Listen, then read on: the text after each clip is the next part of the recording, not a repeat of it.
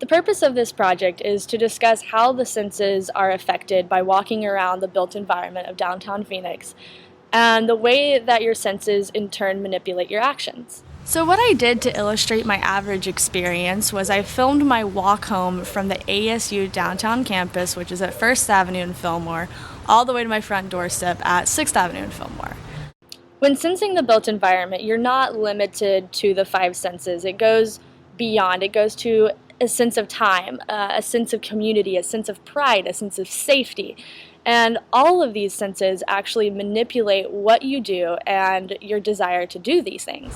The first thing you'll notice on the path home is that you have this great open green space between 1st Avenue and Central Avenue, right next to the Van Buren and Central Light Rail Station.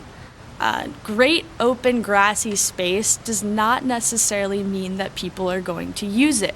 It creates this kind of void, and the green grass doesn't become vibrant. It becomes a sense of neutrality.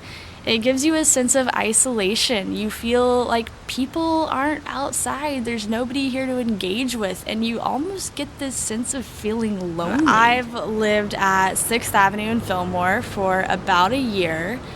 And I'm always walking between school and the gym and the restaurants in that area, and I never feel happy that I walked.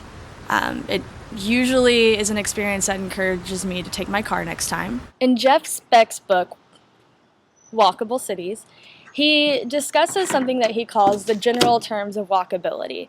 And basically it means that in order for somebody to increasingly use walking as a mode of transportation, it has to satisfy four main criteria. The first being useful, the second being safe, comfortable, and interesting.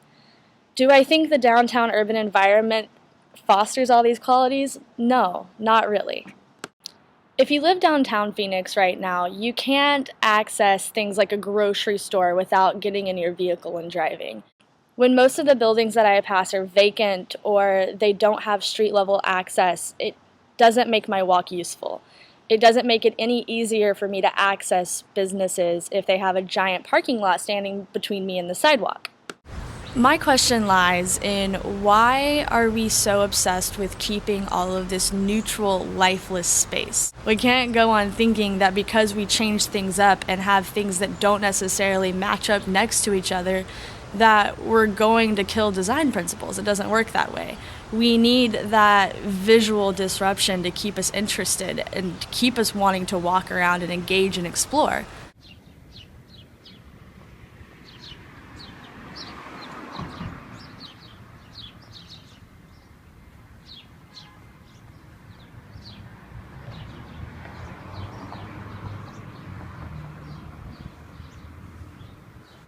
When you walk around anywhere in Phoenix, you definitely understand that you are not the priority of the streets. The streets do not feel like they belong to you.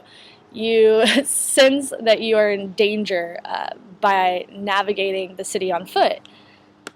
For example, me living next to warehouses does not foster a sense of safety. So when it's nighttime and I'm coming back from the library, I wish I had driven my car.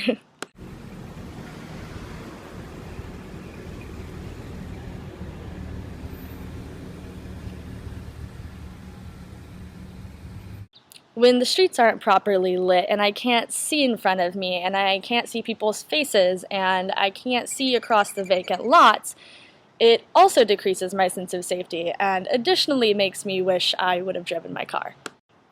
In terms of comfort, while 9 months out of the year, Phoenix is fantastic weather for walking, those 3 months, May to August, when it's scorching heat, and there's no cover over the sidewalks, there's no vegetation that actually provides any shade, I'm not going to permanently switch to alternative transportation if 12 months out of the year I can't do so comfortably and easily.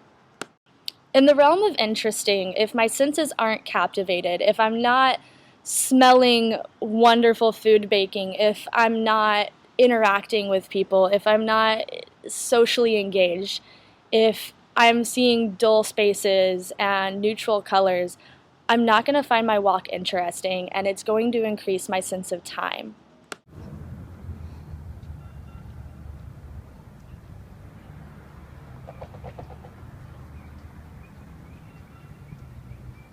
What I mean by increasing my sense of time, if you walk along a highway that has nothing but green pastures and a couple road signs, walking half a mile is going to feel like an eternity.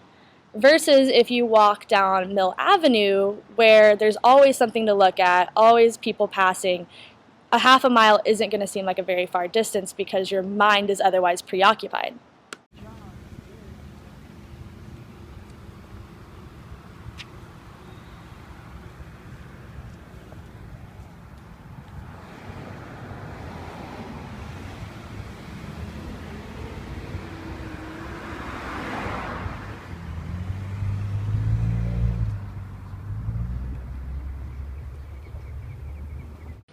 When you have these dull, neutral industrial environments, people do not recognize human expression in their surroundings, and I believe that creates a disconnect. And when people feel disconnected from their environments, they're not going to take pride in it. They're not going to see it as their home.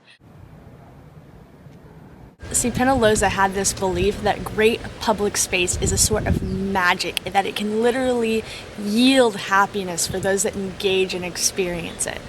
He sat down to look at the financial plans of the city and realized that millions and millions and millions of dollars had been dedicated to a new highway plan that was going to stretch around and throughout the city.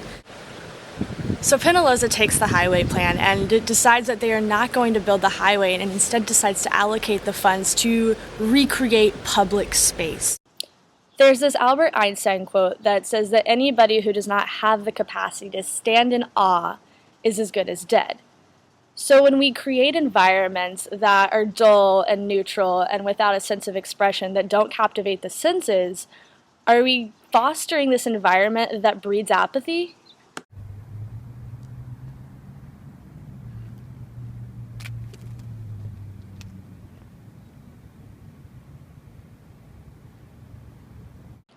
Jason Silva talks about the sense of awe as this moment of ecstasy where your mind is literally expanding to try to take in whatever beautiful or majestic thing it is that you're looking at. He also talks about this study from Stanford that essentially measured the benefits of this sensation of being in awe, and over time, it showed that people that had more of these experiences had effects of altruism toward their fellow neighbor, greater sense of empathy, stronger sense of community. So if we create built environments that foster a sense of awe, where people can look at something great and beautiful, potentially we could even raise the level of consciousness of society. So as a result of sensing my urban environment downtown, I have come to a few conclusions.